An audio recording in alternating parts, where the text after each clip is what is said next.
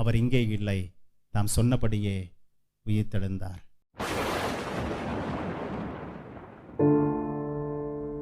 கிறிஸ்தவம் நிற்கிறதா வீழ்கிறதா என்பது உயிர்த்தெழுதலில் இருக்கிறது.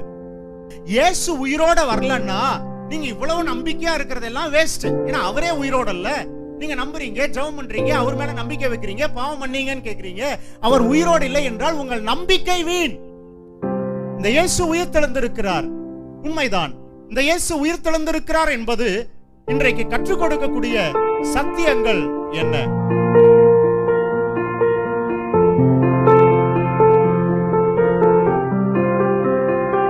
மரித்த நாளில் 7 வார்த்தைகளை நம்ம கேட்டோம். உயிர்த்தெழுந்த நாளில் ஒரு சில வார்த்தைகளை கவனியுங்கள். நிறைய வார்த்தைகளை பேசினார். அதுல இருந்து ஒரு 3 வார்த்தையை மாத்திரம் நான் சொல்ல விரும்புறேன்.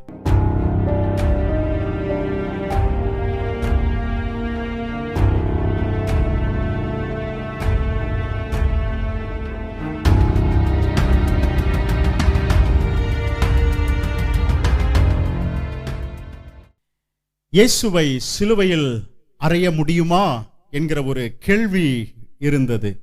அவரை கொல்ல முடியுமா என்று நினைத்தார்கள். இவரை நாம் ஒன்றும் செய்ய முடியாது என்ற ஒரு ஏமாற்றம் நீடித்துக் கொண்டே போனது. ஒரு கட்டம் வரும்பொழுது நாம் நினைத்தது பலித்தது என்று மத தலைவர்கள், வேத பாரகர்கள், பரிசேயர்கள், சதுசேயர்கள், அன்றைக்கு இருந்த பெருந்தலைகள் என்று சொல்லப்படக்கூடிய யூத மதத்தை சார்ந்தவர்கள், சில யூதர்கள் எல்லாரும் ஒன்று சேர்ந்து இவரை சிலுவையில் அறைவதற்கு முயற்சித்து சாதித்து விட்டோம் என்று நினைத்தார்கள். சிலுவையில் அறைந்து விட்டு அவர்கள் திரும்பி வரும்பொழுது என்ன உணர்வோடு வந்திருப்பார்கள் என்பதை சிந்தித்து பார்த்தால் அந்த மகிழ்ச்சிக்கு ஒரு அளவே இருந்திருக்காது. இனி நம்ம ராஜ்யம்தான், இனி அவர்களுடைய கதை முடிந்தது, சீஷர்களுக்கு வேலை இல்லை, இனி வேற யாரையாச்சும் அவங்க தேடணும். யோவான் ஸ்நானகனும் ஆல்ரெடி போய் சேர்ந்தாச்சு, அவருடைய தலையும் போயாச்சு, இப்போ இயேசுவும் அவருடைய கதையும் முடித்தாயிற்று, இனி நம்முடைய ராஜ்யம்தான் என்று இந்த மத தலைவர்கள் நினைத்துக் கொண்டிருந்தார்கள். ஒரு புறம் ரோமர்கள் எப்படியோ பிரச்சனையை முடிவுக்கு கொண்டு வந்து விட்டோம், அவ்வளவுதான், இனிமேல் ஒரு நிம்மதி, பெருமூச்சு விடலாம்.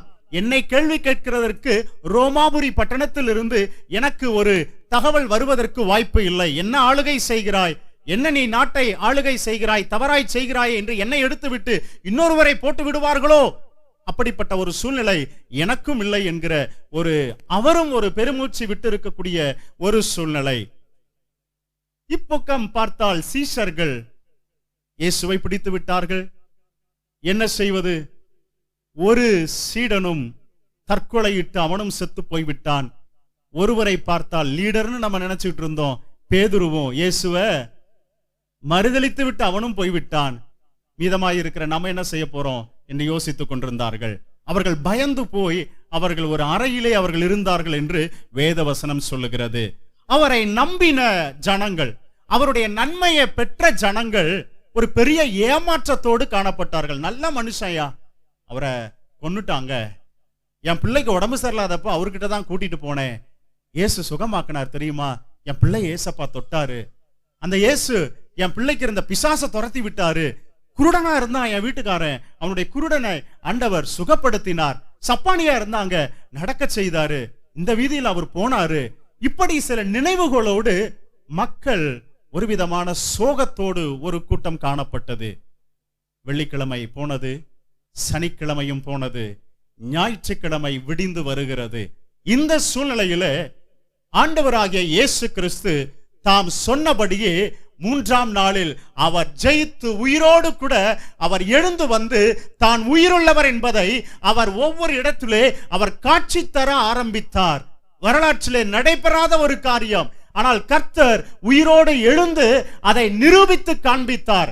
வேதவசனம் சொல்லுகிறது, இயேசு கிறிஸ்து அவர் உயிரோடு எழுந்த பொழுது அவரை தரிசிப்பதற்காக அந்த நாளிலே அவருடைய கல்லறையை பார்ப்பதற்காக பெண்கள் கல்லறையை நோக்கி போனார்கள். அப்படி கல்லறையை நோக்கி போன பொழுது மத்தேயு 28ஆம் அதிகாரம் நமக்கு மிக தெளிவாய் சொல்லுகிறது. பாருங்கள், மத்தேயு 28ல தூதன் அந்த ஸ்திரீகளை நோக்கி, நீங்கள் பயப்படாதிருங்கள், சிலுவையில் அறையப்பட்ட இயேசுவை தேடுகிறீர்கள் என்று அறிவேன், அவர் இங்கே இல்லை, தாம் சொன்னபடியே உயிர்த்தெழுந்தார். கர்த்தரை வைத்த இடத்தை வந்து பாருங்கள். அவர் தாம் சொன்னபடியே அவர் உயிரோடு எழுந்து விட்டார். அவரை வைத்த இடம் இங்கே இருக்கிறது, அவர் இங்கே இல்லை. அவர் உடுத்தியிருந்த ஆடை சுற்றி அழகாக வைக்கப்பட்டிருக்கிறது, அவர் இங்கே இல்லை. வைத்த இடம் இதுதான், ஆனால் அவர் இல்லை. அவர் தாம் சொன்னபடியே உயிர்த்தெழுந்தார் என்று இங்கே ஒரு வார்த்தையை நாம் கேட்கிறோம். பாருங்கள், அவர் உயிரோடு உலகத்திலே வாழும் பொழுது அவர் ஏற்கனவே அவர் சொல்லி இருந்தார், இந்த ஆலயத்தை இடித்து போடுங்கள், 3 நாளைக்குள் அதை நான் திரும்ப கட்டுவேன் என்று யோவான் 2ஆம் அதிகாரம் 19ஆம் வசனத்திலே அவர் சொல்லி இருந்தார். இந்த ஆலயத்தை இடித்து போடுங்கள், 3 நாளில் நான் இதை கட்டுவேன் என்று சொன்னபடியே 3வது நாளில் இடிக்கப்பட்ட இந்த ஆலயத்தை அவர் திரும்பவும் கட்டி அவர் உயிரோடு எழுந்து விட்டார். அவரை வைத்த இடத்தை வந்து பாருங்கள், அவர் இங்கே இல்லை. மிக ஆச்சரியமான ஒரு சம்பவம். சோகத்தில் இருந்த மக்களுக்கு மத்தியில பெரும் நிம்மதி, பெருமூச்சு விட்டு கொண்டிருந்த மக்களுக்கு ஒரு பெரிய அதிர்ச்சி தகவல் உண்டாக அவர் உயிரோடு எழுந்து விட்டார். அவரை அங்கு பார்த்தோம், அவரை நாங்கள் இங்கு சந்தித்தோம் என்று பேசக்கூடிய மக்கள் ஆரம்பித்து விட்டார்கள். இப்பொழுது இந்த சூழ்நிலையை கருத்தில் கொண்ட மத தலைவர்கள் என்ன செய்தார்கள்? போய் அந்த போர் சேவகர்களிடத்திலே போய் வேண்டிய பணத்தை நீங்கள் வாங்கிக் கொள்ளுங்கள், கொடுக்கிறோம், பெற்றுக்கொண்டு அவர் உயிரோடு எழவில்லை, அவரை இங்கு வைத்தார்கள், ஆனால் அவருடைய சரீரத்தை சீஷர்கள் களவாய் கொண்டு போய் விட்டார்கள் என்று நீங்க சொல்லிருங்க. அவர் உயிரோடு எழுந்தார் என்று சொல்ல வேண்டாம், அவருடைய சரீரத்தை எடுத்துக்கொண்டு சென்றார்கள், உயிரோடு எழுந்து விட்டார்கள் என்ற செய்தியை பரப்பிக் கொண்டிருக்கிறார்கள். அவருடைய சரீரத்தை சீஷர்கள் தூக்கிட்டு போயிட்டாங்க, இப்படி நீங்க போய் தேசாதிபதிகளுக்கு சொல்லுங்க என்று இப்பொழுது சொல்லிக் கொடுக்கப்படுகிறார்கள். இதை கேட்டு அவர்கள் பயந்து விட்டார்கள். ஏன்? நாங்கள் இதை சொல்வோமானால் எங்களை அவர்கள் சும்மா விட மாட்டார்கள். இவ்வளவு பெரிய சம்பவம் நடந்து கொண்டிருக்கிற ஒரு சூழ்நிலையில, கலவரம் நடக்கிற ஒரு சூழ்நிலையில கலவரத்தை அமைதி பண்ண இந்த நல்ல மனிதரை ஒப்பு கொடுத்தார்கள். இப்பொழுது அவர் உயிரோடு எழுந்து விட்டார், அல்லது அவருடைய சரீரத்தை எடுத்துட்டு போயிட்டாங்க, இப்படி எல்லாம் நாங்க சொன்னா எங்களை சும்மா விடுவாங்களா? விட மாட்டாங்களே. நீ சொல்றது, நான் சொல்றத செய். அவர்களுக்கு கேள்வியானால் நாங்கள் அவரை சம்மதப்படுத்திக் கொள்ளுகிறோம், நாங்கள் சொன்னதை சொல்லுங்கள் என்று சொன்னார்கள். இந்த செய்தி யூதர்களுக்கு மத்தியிலே இந்நாள் வரையிலும் சீஷர்கள் களவாய் கொண்டு போனார்கள் என்ற செய்தி பரவி கொண்டிருக்கிறது. ஒரு மத மக்கள் மத்தியில என்ன செய்தி இருக்கிறது? இயேசு கிறிஸ்து சிலுவையில் அறையப்படவில்லை. முகமதியர்கள் நினைக்கிறார்கள் இயேசுவை சிலுவையில் அறையவில்லை, வேறு ஒருவரை சிலுவையில் அறைந்தார்கள். முத்தத்தினால் அவரை காட்டி கொடுத்தார்கள் அல்லவா? ஆக அவர் யார் என்பது கண்டுபிடிக்கிறதே கொஞ்சம் கஷ்டம்தான். முத்தமிட்டு தான் இவர்தான் என்று சொல்லக்கூடிய அளவில் ஒரே சாயலாக அவருடைய சீஷர்கள் காணப்பட்டார்கள். ஆகவே சிலுவையில் அறையப்பட்டது அவர் அல்ல, வேறொருவனை சிலுவையில் அறைந்து விட்டார்கள். அவர் கிளம்பி சென்று விட்டார், போய் மரியாளை திருமணம் செய்து குடும்பம் நடத்தினார், வாழ்ந்தார் என்ற கதையெல்லாம் பேசிக் கொண்டிருக்கிறார்கள். ஒரு கூட்டம் அவர் உயிரோட எழும்பலன்னு சொல்றாங்க. இன்னும் ஒரு கொஞ்சம் தாண்டி இப்போ சமீபத்தில் ஒரு சில வருஷத்துக்கு முன்பாக இளையராஜா அவர்களும் களத்தில் இறங்கி சொன்னார், இயேசு உயிரோட எழல, அல்லது இது அவங்களுடைய ஒரு நம்பிக்கை என்று இழிவுபடுத்தும் வண்ணமாக திரை உலகத்தில் இருந்தவர்களும் பேச ஆரம்பித்தார். விமர்சனங்கள் நிறைய எழுந்தது. பிரியமானவர்களே, அந்த இயேசு உயிரோட எழுந்தது உண்மையா? நம்ம நம்புறோம், ஓகே, ஆனா உண்மையிலுமே அது நடந்ததா? இயேசு நிறைய அற்புதங்களை செய்தார், உண்மைதான். மரித்தோரை எழுப்பினார், சரி, அதுவும் நான் ஏற்றுக்கொள்றேன். ஏதோ அற்புதம் செஞ்சார், வல்லம் இருந்துச்சு, ரைட்டு. அவர் செத்து போயிட்டார்னு சொல்லும் போது, உயிர் போன பின்பு திரும்பவும் உயிரை பெற்று அவர் எழுந்தது சரியா அல்லது உண்மையா? அது இதை எப்படி நம்புவது? இல்ல இப்பொழுது இங்கு சொல்லிக் கொடுக்கிறது போல அவருடைய சரீரத்தை சீஷர்கள் களவாய் கொண்டு போயிருப்பார்களா? அதுக்கு கூட வாய்ப்பு இருக்கு. கொண்டு போயிட்டு ஒருவேளை உயிரோட எழுந்துட்டார்னு சொல்லி அந்த மதத்தை ஸ்தாபிப்பதற்காக செய்திருப்பார்களோ? இயேசுவின் சரீரத்தை களவாய் கொண்டு போயிருக்க சீஷர்கள் வந்திருப்பார்களா என்றால் சாத்தியமே கிடையாது. சீஷர்களை நாம் உற்று நோக்கி பார்க்கும் பொழுது சீஷர்களுடைய மனோபாவம் எப்படிப்பட்டதா இருந்தது தெரியுமா? மெய்ப்பன் வெட்டப்படுவான், ஆடுகள் சிதறடிக்கப்படும் என்று இயேசு முன்கூட்டியே சொன்னார். அதே போல அவரை பிடிக்க வந்த போது ஆட்கள் எல்லாம் திக்காளி கொண்டா ஓடி போய்விட்டார்கள். இயேசுவை பிடிக்க வந்த பொழுது அவர்கள் பறந்து விட்டார்கள், அவர்கள் இல்லை, பயந்து கொண்டிருந்தார்கள். உயிர்த்தெழுந்து வந்த பின்னாடியும் இயேசு வந்து நடுவேன் என்று உங்களுக்கு சமாதானம் உண்டாவதாக அப்படின்னு சொல்ற வரையிலும் வெளியில தலை காமிக்கல. அதுதான் சீஷர்களுடைய ஒரு பயந்த சுபாவமாய் காணப்பட்டது. ஒருவன் முத்தத்தினால் காட்டி கொடுத்து பணத்தை வாங்கி கொண்டு போனான், அதை அனுபவிக்காமல் அவன் செத்து போய்விட்டான். ஒரு மனிதன் அவன் இயேசுவை மறுதலிக்கிறான். அவரை நான் அறியேன், சபிக்கவும் சத்தியம் பண்ணவும் தொடங்கினான். கொஞ்சம் பேர் ஓடி போயிட்டாங்க. இப்படிப்பட்ட சூழ்நிலையில இவர்கள் தைரியமாய் இவங்க இதெல்லாம் செய்வாங்க அப்படின்னா அது சாத்தியமற்ற ஒன்று. அதுவும் அல்லாதபடி போர் சேவகர்கள் அங்கு காவல் வைக்கப்பட்டிருக்கிறார்கள். அரசாங்கம் அங்கு சீல் வைக்க அந்த சீல் அங்கே இருக்கிறது. அதை உடைப்பதற்கு மற்றவர்களுக்கு அதிகாரம் கிடையாது.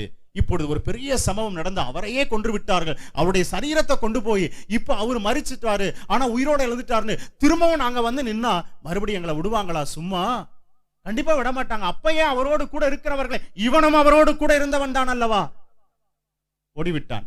அப்படிப்பட்ட ஒரு சூழ்நிலையில திரும்பவும் ஒரு பிரச்சனையை கிளப்புறதுக்கு கண்டிப்பா அவர்கள் முயற்சித்திருக்க மாட்டார்கள்.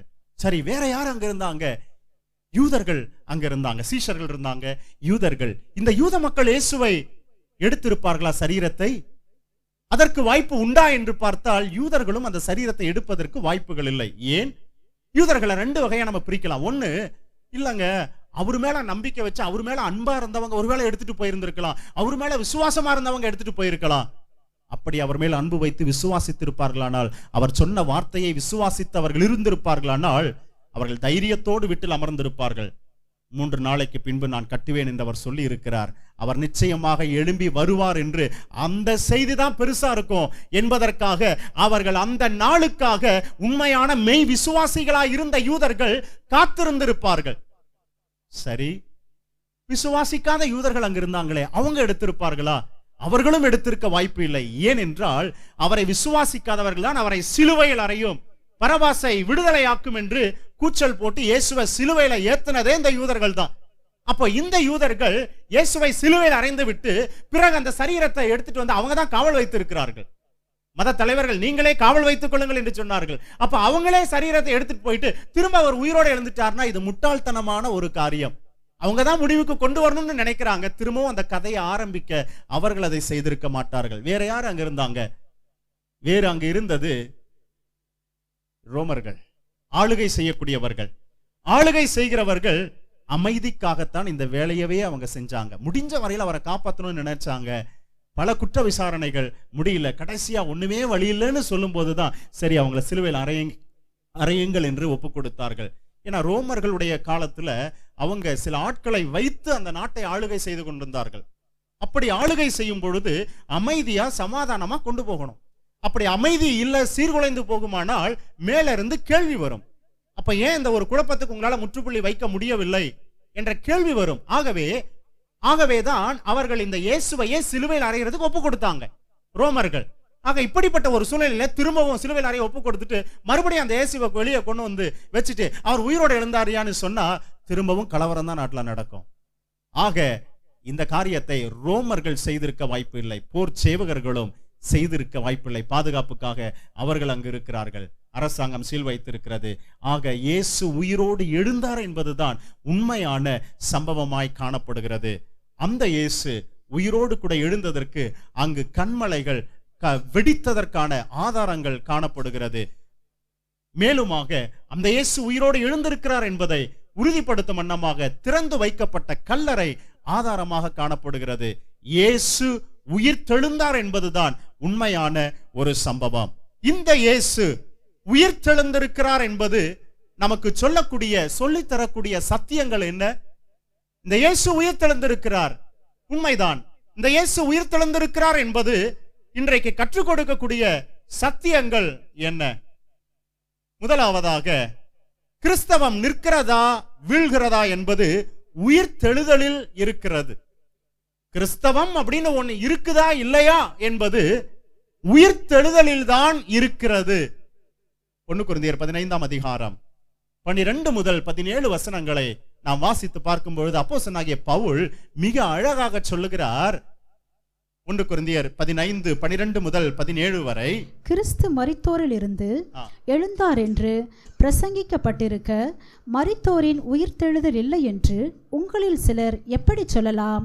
மரித்தோரின் உயிர்த்தெழுதல் இல்லாவிட்டால் கிறிஸ்துவும் எழுந்திருக்கவில்லையே. கிறிஸ்து எழுந்திருக்கவில்லை என்றால் கிறிஸ்து எழுந்திருக்கவில்லை என்றால் எங்கள் பிரசங்கமும் விருதா, எங்கள் பிரசங்கமும் விருதா, உங்கள் விசுவாசமும் விருதா, உங்கள் விசுவாசமும் விருதா. மரித்தோர் உயிர் தெளாவிட்டால் தேவன் எழுப்பாத கிறிஸ்துவை அவர் எழுப்பினார் என்று நாங்கள் தேவனை குறித்து சாட்சி சொன்னதினாலே தேவனுக்காக பொய் சாட்சி சொல்லுகிறவர்களாகவும் காணப்படுவோமே. அப்போஸ்தலனாகிய பவுல் சொல்லுகிறார், இங்கே ரொம்ப அழகா சொல்றாரு, இயேசு உயிரோட வரலன்னா நீங்க இவ்வளவு நம்பிக்கையா இருக்கிறதெல்லாம் வேஸ்ட். ஏன்னா அவரே உயிரோட இல்ல. நீங்க நம்புறீங்க, ஜெபம் பண்றீங்க, அவர் மேல நம்பிக்கை வைக்கிறீங்க, பாவம் பண்ணீங்கன்னு கேக்குறீங்க. அவர் உயிரோடு இல்லை என்றால் உங்கள் நம்பிக்கை வீண். கிறிஸ்தவம் என்பது அவர் உயிர் தெழுந்து ஜீவனோடு இருக்கிறார் என்பதனால்தான் அது நிலைத்திருக்கிறதா இருக்கிறது. இல்லாவிட்டால் இல்லை. சொல்றாரு, இன்னும் அழகா சொல்றாரு, அவர் உயிரோட எழாம நாங்க சொல்றோம் அப்படின்னா அவருக்கு நாங்க பொய் சாட்சி சொல்ற மாதிரி இருக்குமேப்பா. ரொம்ப அழகான வார்த்தை இது. கொஞ்சம் ஆழமா நம்ம கவனிச்சோம் அப்படின்னா இதுல ரொம்ப காரியங்களை நம்ம புரிஞ்சு கொள்ளலாம். அவர் உயிரோட எழல, அது பொய் அப்படின்னா நாங்க ஏதோ உயிர் தெழுந்தார் நாங்க சொல்லிக்கிட்டு, நாங்க நிருபத்தை எழுதிக்கிட்டு, நாங்க ஏதோ திரும்ப அந்த மதத்தை பரப்பிட்டு இருக்கிறோம் அப்படின்னா கொஞ்சம் கவனிங்க மக்களே, நாங்க பொய் சாட்சி சொல்லுகிறவர்களா இருப்போம். எங்க உண்மைக்காக ஒருத்தன் உயிரை கொடுப்பான், பொய்யுக்காக ஒருத்தன் உயிரை கொடுப்பானா? அவர் போய் சேர்ந்துட்டார், இயேசு மரித்தார், அவர் அதோட முடிஞ்சிட்டாருன்னு வைங்கள. அப்போ அவர் போய் சேர்ந்தாச்சு. இப்ப அவர் உயிரோட இருந்தார் நான் சொல்லிட்டு இருந்தேன், எனக்கு யார் காசு தருவா? ஹலோ, மறுபடியுமா? சொல்லுங்களேன், யாரும் தரமாட்டாங்க. உயிரோட எழுந்தவர் இருந்தாருன்னா ஓகே, அவர் போயாச்சு. அப்ப போன ஒரு காரியத்தை உயிரோட இருக்கிறாருன்னு நான் சொல்லிட்டு இருக்கிறேன் அப்படின்னா அவர் தான் போயிட்டாருன்னு எனக்கு நல்லா தெரியுது. அப்ப நான் அதை பேசிக் கொண்டிருப்பேன், ஆனால் எனக்கு என்ன லாபம்? உண்மை இல்லாத ஒரு விஷயத்திற்கு பேதுரு, என்னை ஏன் நேராய் சிலுவையில் அடைக்கிறாய், என்னை தலைகீழாக சிலுவையில் அறையுங்கள் என்று பேதுரு என்னை தலைகீழாக சிலுவையில் அறையுங்கன்னு ஒப்பு கொடுத்தார் இல்லையா? அவர் நல்லவர், அவர் தேவன், அவரை நேரா அறைகிறதுக்கு அவர் தகுதி வாய்ந்தவர். நான் அவரை பின்பற்றுகிறேன், மறுதலிப்பையா? நான் மறுதலிக்க மாட்டேன். சிலுவையில் அறைவான், அறையுங்க, நேரா அறையாதீங்க, தலைகீழ அறையுங்கிறான். இது பொய்யான ஒரு விஷயமா இருந்தால் தன் வாழ்க்கையை தியாகம் செய்ய எவரும் முன்வர மாட்டார்கள். அப்போஸ்தலர்கள் எல்லாரும் கிட்டத்தட்ட இரத்த சாட்சியாய் மரிக்கிறார்கள். பல நபர்களை அவர்கள் நிறுத்தி கேட்கும் பொழுது, இயேசுவை மறுதலித்து விடு, இல்லாவிட்டால் உங்களை நாங்கள் கொன்று விடுவோம் என்று சொல்லும் பொழுது கூட அவர்கள் இயேசுவை மறுதலிக்கவில்லை. அவர்கள் இத்தனை ஆண்டு காலம் இயேசுவை நான் சேவித்தேன், ஒரு தீமையும் செய்யவில்லை, நான் எப்படி அவரை மறுதலிக்க முடியும் என்று அதற்கு பின் வந்தவர்களும் சொன்னார்கள். சீஷர்களும் இயேசுவை மறுதலிக்கவில்லை. காரணம், அவர் உயிரோடு எழுந்தது உண்மை. ஆகவே அந்த காரியத்தினால மாற்றி சொல்ல முடியாது. அவர் இப்பொழுது பூமியில இல்லை என்றாலோ உயிர் தெழுந்தது உண்மை. ஆகவே அந்த உண்மைக்காக தங்கள் உயிரை அவர்கள் கொடுத்தார்கள், தியாகம் செய்தார்கள். இது மாயமாலமானது ஒன்று என்று சொன்னால் இந்த நாள் வரையிலும் இது நின்றிருக்காது.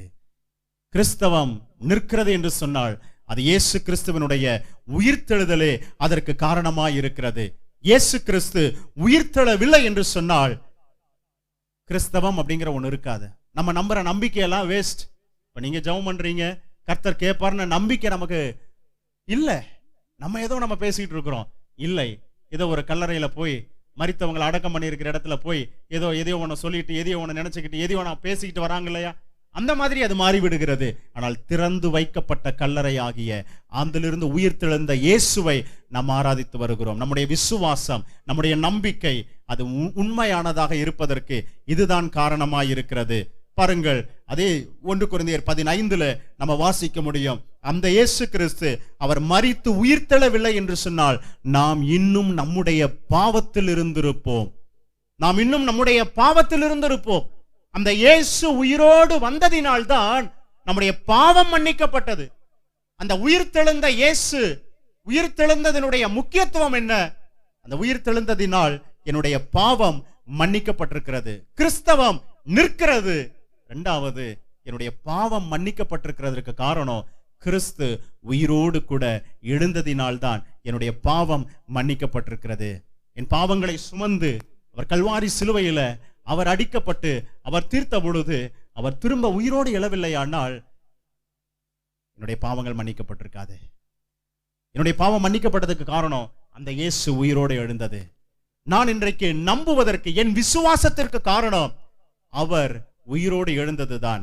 மூன்றாவது, அந்த இயேசு கிறிஸ்து உயிரோடு எழுந்ததனுடைய ஒரு முக்கியத்துவம் என்ன என்று சொன்னால், அது நமக்கு கற்றுக் கொடுக்கும் சத்தியம் என்னவென்று சொன்னால், மரணத்திற்கு பிறகு ஒரு நித்திய வாழ்வு அல்லது நித்திய அழிவு உண்டு என்பதை அது கற்றுக் கொடுக்கிறது.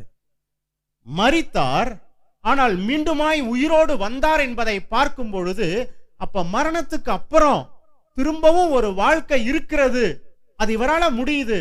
அப்ப அப்படி ஒரு வாழ்க்கை இருக்கிறது என்கிறதை அவருடைய மரணம், அவருடைய உயிர்த்தெழுதல் நமக்கு கற்றுக் கொடுக்கக்கூடியதாய் இருக்கிறது. யோவான் 11:25 சொல்லுகிறது, நானே உயிர்த்தெழுதலும் ஜீவனுமாய் இருக்கிறேன்.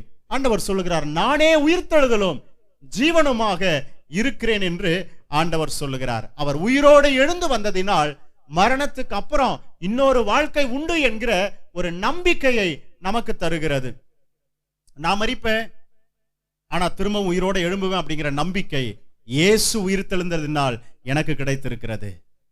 என்னுடைய வாழ்க்கையில நான் இவ்வளவு சூழ்நிலைகளுக்கு மத்தியிலும் நான் பக்தியாய் வாழ வேண்டும், நான் அவரை பின்பற்ற வேண்டும். காரணம், அவருடைய பிள்ளையா இருக்கிறேன், நான் பரலோகம் போவேன். இந்த நம்பிக்கையை கொடுப்பது எனக்கு எது என்று சொன்னால், கிறிஸ்து மரித்து உயிரோடு எழுந்ததுதான் எனக்கு இந்த நம்பிக்கையை கொடுக்கக்கூடியதாக காணப்படுகிறது. கிறிஸ்துவின் உயிர்த்தெழுதல் கற்றுக் கொடுக்கக்கூடிய மற்றொரு சத்தியம் என்னவென்றால், இந்த வாழ்வை பூமியில் எப்படி வாழ வேண்டும் என்பதை நமக்கு கற்றுக் கொடுக்கிறது. இந்த வாழ்வை நம்ம பூமியில எப்படி வாழணும் என்பதை இந்த உயிர்த்தெழுதல் நமக்கு கற்றுக் கொடுக்கிறதாய் இருக்கிறது.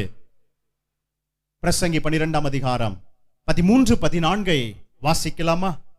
காரியத்தின் கடைத்தொகையை கேட்போமாக. தேவனுக்கு பயந்து அவர் கற்பனைகளை கைக்கொள். எல்லா மனுஷர் மேலும் விழுந்த கடமை இதுவே, ஒவ்வொரு கிரியையும் அந்தரங்கமான ஒவ்வொரு காரியத்தையும் நன்மையானாலும் தீமையானாலும் தேவன் நியாயத்திலே கொண்டு வருவார். பாருங்கள், நீ உலகத்திலே வாழும் பொழுது நீ செய்த நன்மையானாலும் தீமையானாலும் அதை நியாயத்திலே கொண்டு வருவார் என்பதை நீ ஞாபகத்தில் வைத்துக்கொள். ஆகவே இந்த உலகத்தில் வாழும் பொழுது நீ பக்தியாய் வாழு என்று சொல்கிறார். இயேசு உயிரோடு கூட எழுந்து அவர் வந்தது மறு வாழ்வு உண்டு என்பதை நமக்கு சொல்லிக் கொடுக்கிறதினால் இந்த உலகத்துல நான் பக்தியா வாழணும் அப்படிங்கிற ஒரு சிந்தையை எனக்கு கொடுக்கிறது.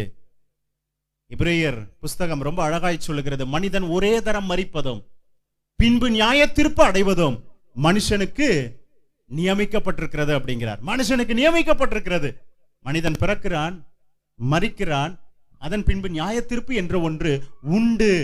ஆகவே நான் மரித்தால் கதை அதோடு முடிந்தது என்பது அல்ல. இயேசு உயிர்த்தெழுந்தது எனக்கு கற்றுக் கொடுக்கக்கூடிய ஒரு காரியம் என்னவென்றால், அப்ப மரணத்திற்கு பின்பு ஒரு காரியம் உண்டு, ஒரு வாழ்வு உண்டு. அவர் உயிர்த்தெழுந்திருக்கிறார். அப்ப இதுவும் சாத்தியம் போல தெரிகிறது. என்ன உண்டு? வசனம் சொல்லுகிறது, மரணத்திற்கு பின்பு நியாய தீர்ப்பு உண்டு என்பதை வேதம் நமக்கு கற்பித்துக் கொடுக்கிறது. இன்னும் வெளிப்படுத்தின விசேஷம் 20:12-15 வரையிலும் நாம் வாசித்து பார்க்கும் பொழுது மிக அழகாக யோவான் சொல்லுகிறார், மரணத்திற்கு பின்பு என்ன நடக்கிறது என்பதை வாசிக்கலாம். மரித்தோராகிய சிறியோரையும் பெரியோரையும் தேவனுக்கு முன்பாக நிற்க கண்டேன். தேவனுக்கு முன்பாக நான் நிற்க கண்டேன். அப்பொழுது புஸ்தகங்கள் திறக்கப்பட்டன. ஜீவ புஸ்தகம் என்னும் வேறொரு புஸ்தகமும் திறக்கப்பட்டது. அப்பொழுது அந்த புஸ்தகங்களில் எழுதப்பட்டவைகளின் படியே மரித்தோர் தங்கள் தங்கள் கிரியைகளுக்கு தக்கதாக நியாய தீர்ப்பு அடைந்தார்கள். சமுத்திரம் தன்னிலுள்ள மரித்தோரை ஒப்புவித்தது. மரணமும் பாதாளமும் தங்களில் உள்ள மரித்தோரை ஒப்புவித்தன. யாவரும் தங்கள் தங்கள் கிரியைகளின் படியே நியாய தீர்ப்பு அடைந்தார்கள். மரித்தோமானால் வாழ்க்கை அதோடு முடிந்தது என்று நினைக்க வேண்டாம். அடக்கமனவங்களை பூமி தன்னை படைத்த, இந்த பூமியை படைத்த தேவனிடத்துல ஒரு நாள் வரும்பொழுது என்கிட்ட எவ்வளவு பேர் அடக்கம் பண்ணி இருக்கிறாங்க அப்படின்னு பூமி ஒப்பு கொடுக்குமா? ஒவ்வொரு இயற்கையும் அவர்களிடத்துல எவ்வளவு பேர் போய் சேர்ந்தார்களோ அந்த இயற்கை அவரிடத்திலே ஒப்பு கொடுக்கும். நாம் ஒரு சரீரத்தை அடக்கம் பண்ணும் போது விதைக்கிறோம் என்று நம்ம சொல்லுகிறோம், அது முளைத்து எழும்பும். மரணத்திற்கு பின்பு இயேசு உயிரோடு எழுந்தது போல மனிதனும் மரணத்திற்கு பின்பு இன்னொரு வாழ்க்கைக்காக அவன் எழும்புகிறான், எழுப்பப்படுகிறான். யோவான் சொல்லுகிறார், நான் தேவனுடைய சமூகத்திலே பார்க்க கண்டேன். இந்த பூமி தன்னிடத்தில் மரித்தவர்களை ஒப்பு கொடுத்தது. அவர்கள் எல்லாரும் அவருடைய சமூகத்தில் நின்றார்கள். ஜீவ புஸ்தகம் திறக்கப்பட்டது. அந்த புஸ்தகத்திலே பேர் எழுதப்படாதவன் எவனோ அவன் நரகத்திலே தள்ளப்படுகிறவனாக இருக்கிறான். ஆக இந்த பூமியில வாழும் பொழுது நம்ம ஒரு நல்ல வாழ்க்கையை வாழணும். இந்த உலகத்துக்கு அப்புறம் நாம் மரித்தாலும் திரும்பவும் என்னை உயிரோடு கூட எழுப்புவார் ஒரு தேவன் உண்டு. அவர் உயிரோடு எழுந்திருக்கிறார். அந்த தேவன் இன்றைக்கும் ஜீவிக்கிறவராய் இருக்கிறதுனால நான் பயபக்தியாய் வாழ வேண்டும். அந்த தேவன் திரும்ப வருவார். அவர் சொல்லுகிறார், நியாய தீர்ப்பு என்று ஒன்று உண்டு என்று சொல்லுகிறார். நக்கன்பானவர்களே, இந்த உயிர் தெழுந்த நாளில் அவருடைய சமூகத்திலே அமர்ந்து சத்தியத்தை நம்ம கேட்டுக்கொண்டிருக்கிறோம். அவர் உயிர் தெழவில்லை என்ற கட்டுக்கதைகளை நம்புகிறவர்களைப் போல நம்ம அல்ல. அவர் உயிர் தெழுந்தார் என்பது உண்மையான ஒரு காரியமாய் இருக்கிறது. அப்படி அவர் உயிர் தெழுந்ததினால் நமக்கு கற்றுக் கொடுக்கக்கூடிய காரியம் என்ன? கிறிஸ்தவம் நிற்கிறது என்கிறதை நமக்கு கற்றுக் கொடுக்கிறது. எந்த மதத்திலும் எந்த ஒரு நம்பிக்கையிலும் இல்லாத ஒரு காரியத்தை நம்ம பார்க்க முடிகிறது. நம்முடைய மீட்பர் உயிரோடு கூட இருக்கிறார். பாவத்துக்காக அவர் மரித்தார். ஆனால் 3ஆம் நாளிலே அவர் உயிரோடு கூட அவர் எழுந்தவராக இருக்கிறார். ஆகவே நம்முடைய கிறிஸ்தவம் நிற்கிறதா இருக்கிறது. நம்முடைய விசுவாசம் அவர் மீண்டுமாய் வருவார். நம்மை அவர் அழைத்து செல்வார். பரலோகத்திலே நான் போய் வாழ முடியும் என்கிற விசுவாசம், நம்பிக்கை உடையவனாக நான் வாழக்கூடியவனாக நான் காணப்படுகிறேன். ஆக நம்முடைய இயேசு உயிர்த்தெழுந்ததினால் நமக்கு கற்றுக் கொடுக்கக்கூடிய சத்தியம், மரணத்திற்கு பிறகு நித்திய வாழ்வு அடுத்து நித்திய அழிவு உண்டு என்பதை நமக்கு கற்றுக் கொடுக்கிறது. அது மாத்திரமல்ல, அவர் மரணத்திலிருந்து உயிரோடு எழுந்ததினால் நாம் பாவத்தில் இல்லாமல் நம் நீதி உள்ளவர்களாக நம்ம மாறியிருக்கிறோம். அடுத்ததாக அவர் உயிரோடு எழுந்ததினால் இந்த வாழ்வை வாழக்கூடிய இந்த பூமியில சரியா வாழணும். அதுக்கு பிறகு ஒரு நியாய தீர்ப்பு உண்டு. பரலோகம் நரகம் என்ற ஒரு இடம் உண்டு. ஆகவே தெய்வ பயத்தோடு பக்தியோடு நாம் வாழ வேண்டும் என்கிற ஒரு சிந்தையை நமக்கு கொடுக்கிறதா இருக்கிறது. இந்த சிந்தையோடு கூட உயிர்த்தெழுந்த இந்த நாளில அவரை பார்க்க, அவருடைய சமூகத்திலே அமர்ந்து அவரை துதிக்க, அவருடைய வார்த்தையை கேட்க வந்திருக்கிற உங்களுக்கு உயிர்த்தெழுந்த இயேசு தம்முடைய வாயினால் சொன்ன ஒரு சில வார்த்தைகளை, வாக்கியங்களை சொல்லி இந்த செய்தியை நான் முடிக்க விரும்புகிறேன். மத்தேயு 28ஆம் அதிகாரத்திற்கு நேராக உங்கள் வேதத்தை திருப்புங்கள். மத்தேயு 28ஆம் அதிகாரம். மத்தேயு 28ஆம் அதிகாரம். அவரை காண வந்த ஸ்திரீகள் அவருடைய சமூகத்திலே வரும்பொழுது ஆண்டவர் அவர்களை பார்த்த பொழுது கர்த்தர் சொன்ன ஒரு வார்த்தை என்னவென்றால் 10வது வசனத்தை வாசியுங்கள். அப்பொழுது இயேசு அவர்களை நோக்கி பயப்படாதிருங்கள். போதுங்க. உயிர்த்தெழுந்த இயேசுவை காண வேண்டும் என்று வாஞ்சியோடு வந்த பெண்களுக்கு ஆண்டவர் சொன்ன ஒரு காரியம் என்னவென்றால், பயப்படாதிருங்கள். மரித்த நாளில் 7 வார்த்தைகளை நம்ம கேட்டோம். உயிர்த்தெழுந்த நாளில் ஒரு சில வார்த்தைகளை கவனியுங்கள். நிறைய வார்த்தைகளை பேசினார். அதிலிருந்து ஒரு 3 வார்த்தையை மாத்திரம் நான் சொல்ல விரும்புகிறேன். பயப்படாதிருங்கள். என் இயேசுவுக்கு என்ன நேர்ந்ததோ தெரியலையே, போய் பார்க்கலாம். வந்தாங்க. ஆண்டவர் சொல்றார், பயப்படாதீங்க, ஒன்றும் ஆகல, நான் உயிர்த்தெழுந்திருக்கிறேன். நம்முடைய வாழ்வில் இருக்கக்கூடிய பயங்களை நீக்க அந்த இயேசு உயிரோடு கூட இருக்கிறார். எதை குறிச்ச ஒரு பயத்தோட நீங்க வாழ்க்கையில டிராவல் பண்ணிட்டு இருக்கிறீங்க? வாழ்க்கையை குறிச்ச ஒரு பயம் இருக்கலாம், எதிர்காலத்தை குறித்த ஒரு பயம் இருக்கலாம். அந்த இயேசு உயிரோடு கூட இருக்கிறார். பயப்படாம போங்க. உயிர்த்தெழுந்த இயேசு தம்முடைய வாயினால் சொன்ன ஒரு வார்த்தை, பயப்படாதிருங்கள். 2வது அவர் சொன்ன ஒரு வார்த்தை, வாழ்க என்று இயேசு வாழ்த்துகிறார். வாழ்க என்று அவர் வாழ்த்துகிறவராக காணப்படுகிறார். அவரை தரிசிக்க வந்தவர்களை பார்த்து கர்த்தர் சொல்கிறார், வாழ்க வாழ்க என்று மரியாதை கர்த்தர் என்ன செய்கிறார்? அவர் ஆசீர்வதிக்கிறார். வாழ்க என்று அவர் வாழ்த்துகிறவராக காணப்பட்டார். அவரை தேடி வந்திருக்கிறீங்க, அவரை தரிசிக்க வந்திருக்கிறீங்க, அவரை பின்பற்றுகிறீங்க. ஆண்டவர் உங்களை வாழ்க என்று வாழ்த்துகிறார். வாழ முடியுமா? எனக்கு ஒரு வாழ்வு உண்டா? செழிப்பு உண்டா? என் ஆசீர்வாதம் உண்டா? நான் வாழலாமா வேண்டாமா என்று யோசிக்கிறேன். இல்ல, வாழ்க என்று கர்த்தர் உங்களை வாழ்த்துகிறார். நீங்க நல்லா வாழ்வீங்கன்னு கர்த்தர் உங்களை வாழ்த்துறார். உயிர்த்தெழுந்த இயேசு பயப்படாதீங்கன்னு சொன்னார், வாழ்கன்னு அடுத்து வாழ்த்துறார். அடுத்ததாக அவர் சொன்ன ஒரு காரியம் என்ன தெரியுமா? அவர் சொல்லிவிட்டு இந்த வார்த்தைகளை சொன்ன இயேசு ஒரு ஊழியத்தை அவர்களுக்கு கொடுக்கிறார். 10ஆம் வசனத்துல பாருங்க. அப்பொழுது இயேசு அவர்களை நோக்கி, பயப்படாதிருங்கள், நீங்கள் போய் என் சகோதரர் கலிலேயாவுக்கு போகும்படி அவர்களுக்கு சொல்லுங்கள் என்று சொல்றார். பயப்படாதீங்க, நீங்க வாழ்வீங்க, சொல்லுங்க அப்படிங்கிறார். என்ன சொல்லணும்? இயேசுவை பத்தி போய் சொல்லுங்க. அவர் உங்களுக்கு முன்னாடி கலிலேயாவுக்கு போறாருன்னு அவரை பத்தி சொல்லுங்க. அவர் உயிரோடு எழுந்து விட்டார் என்று சொல்லுங்க. இதே காரியத்தை சீஷர்களிடத்துல பார்த்தோம். ஆண்டவர் சொன்னார், பரலோகத்திற்கு பரமேறி போவதற்கு முன்பதாக இதே 28ஆம் அதிகாரத்துல கடைசி ஒரு 3 வசனங்களை பார்ப்பீர்களானால், நீங்கள் உலகமெங்கும் புறப்பட்டு போய் சகல ஜாதிகளையும் சீஷராக்கி பிதா குமாரன் பரிசுத்த ஆவியின் நாமத்தினால் அவர்களுக்கு ஞானஸ்நானம் கொடுத்து நான் உங்களுக்கு உபதேசித்தவைகளை அவர்கள் கைக்கொள்ளும்படி அவர்களுக்கு உபதேசம் பண்ணுங்க என்று கர்த்தர் அவர்களுக்கு ஒரு ஊழியத்தை அவர் கொடுக்கிறார். இதை யாருக்கு கொடுக்கிறார் தெரியுங்களா? அவரை தேடி வந்தவங்களுக்கு கொடுக்கிறார். அவரை காண வேண்டும் என்ற அவளோடு இருந்தவர்களுக்கு கர்த்தர் கொடுக்கிற ஒரு காரியமாய் இருக்கிறது. பயப்படாதீங்க, நம்ம இயேசு உயிரோட தான் இருக்கிறார்.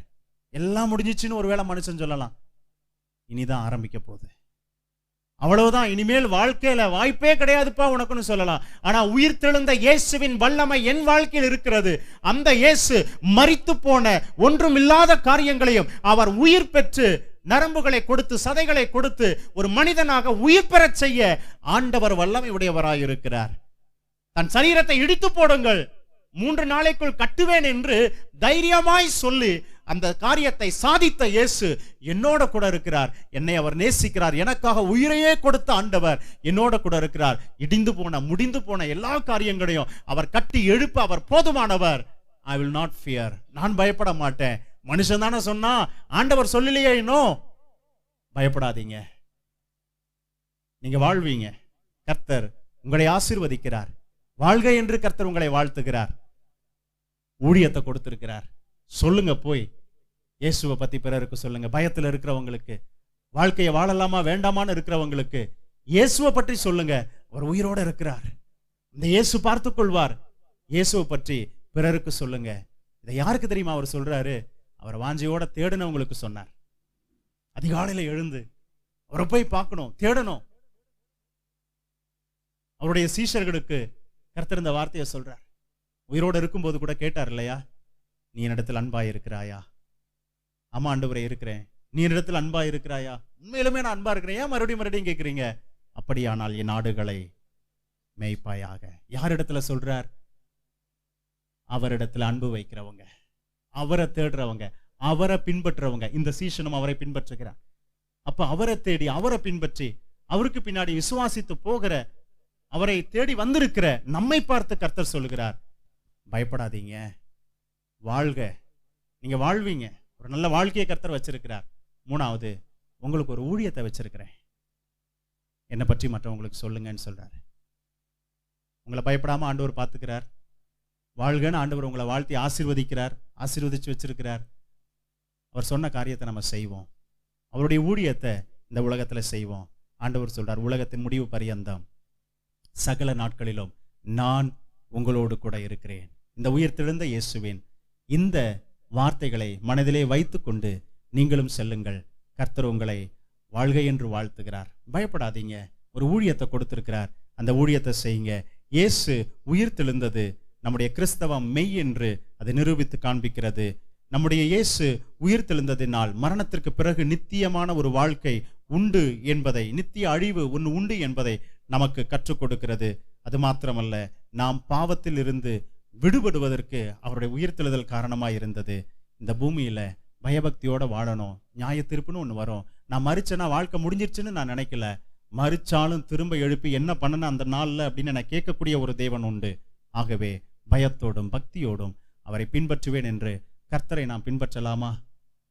ஒருவேளை இந்த கிறிஸ்தவ ஜீவியத்தை நல்லா ஆரம்பிச்சு கண்டுக்காம ஒருவேளை உங்க வாழ்க்கையை நீங்க கொண்டு போயிட்டு இருக்கிறீங்களா?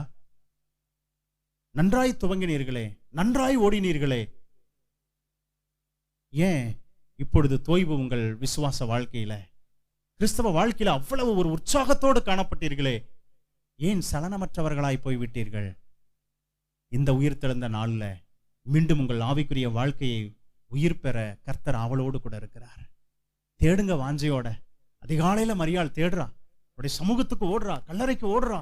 என்ன ஆச்சு? அவரை பார்க்கணும். சீஷர்கள்லாம் எங்கேயோ போயிட்டாங்க. ஆனா இந்த பெண்மணி ஓடுகிறாள். ஆண்டவரை தேடி வாஞ்சையா அவருடைய சமூகத்துக்கு, வீட்டுல உட்காருங்க, அவருடைய சமூகத்துக்கு வாங்க, அவரை வாஞ்சையோட தேடுங்க. அவரை பின்பற்றுங்க. ஆண்டவர் நம்மளை வாழ்க அப்படின்னு நம்மளை ஆசீர்வதிப்பார். அது மட்டும் இல்ல, அவர் கொடுத்த ஊழியத்தை செய்யுங்க, பயத்தோட பக்தியோட வாழுங்க. உலகத்துல இந்த மரணத்தோட நம்ம வாழ்க்கை முடியறது இல்ல, திரும்பவும் ஆண்டவர் நம்ம எழுப்புவார். ஆக ஒவ்வொரு நாளையும், ஒவ்வொரு வார்த்தையையும், ஒவ்வொரு செயலையும் சரியாய் சிந்தித்தவர்களாக செய்வோம். அவர் இங்கே இல்லை, தாம் சொன்னபடியே உயிர்த்தெழுந்தார். உயிர்த்தெழுந்த இயேசு மீண்டுமாய் அவர் வரப்போகிறார். பயத்தோடும் பக்தியோடும் வாழ்வோம். விழுந்து போன ஆவிக்குரிய வாழ்க்கைய இந்த உயிர்த்தெழுந்த நாளில் திரும்பவும் புதுப்பித்துக் கொள்ளுவோம். சரியா ஆலயத்துக்கு வர்றதில்ல, சரியா ஆண்டவரை தேடுறதில்ல, ஒரு தெய்வ பயம் இல்லை, ஒரு பக்தி இல்லை, ஒரு நாமினல் கிறிஸ்டியனா மாறிட்டேன்னு சொல்ற அளவுக்கு நான் போயிட்டேன், அவ்வளவா எனக்குள்ள ஒரு உற்சாகம் இல்லை. நல்ல ஒப்பு கொடுப்பீர்களா? இந்த வாழ்வை கர்த்தருக்கு ஒப்பு கொடுங்க. நம்மை பார்த்து கொண்டிருக்கிற தேவன், நம் மீது அன்பு வைத்த தேவன், நமக்காக யாவற்றையும் சிலுவையிலே சுமந்து தீர்த்து உயிரோடு எழுந்த தேவன் உங்களை அவர் பார்க்கிறார். அவருக்கு உங்கள் வாழ்வை ஒப்பு கொடுங்கள். உயிர்த்தெழுந்த இந்த நாளிலிருந்து மீண்டுமாக உங்கள் வாழ்க்கை உயிர் பெறச் செய்யுங்க. சரியா ஜெபிக்கிறது இல்லையா? நல்லா ஜெபம் பண்ணுங்க. ஆண்டவருடைய ஆலயத்துக்கு வர்றதுக்கு 1 வாரம் வருவேன், 2 வாரம் வரமாட்டேன், சூழ்நிலை இனிமேல் அப்படி இருக்க வேண்டாம். இனிமேல் ஆலயத்துக்கு ரெகுலராக நான் வருவேன். ஒரு நல்ல தீர்மானம் பண்ணுங்க. இயேசுவை பற்றி பிறருக்கு நான் சொல்வேன், தீர்மானம் பண்ணுங்க. கர்த்தருடைய வசனத்தை நல்லா வாசிப்பேன், தீர்மானம் பண்ணுங்க. அவருடைய வாக்குத்தத்தங்களை பற்றி கொள்ளுங்க. கர்த்தர் உங்களை வாழ்த்துகிறார், அவர் உங்களை ஆசீர்வதிக்கிறார். தேவநாம மகிமைப்படுவதாக.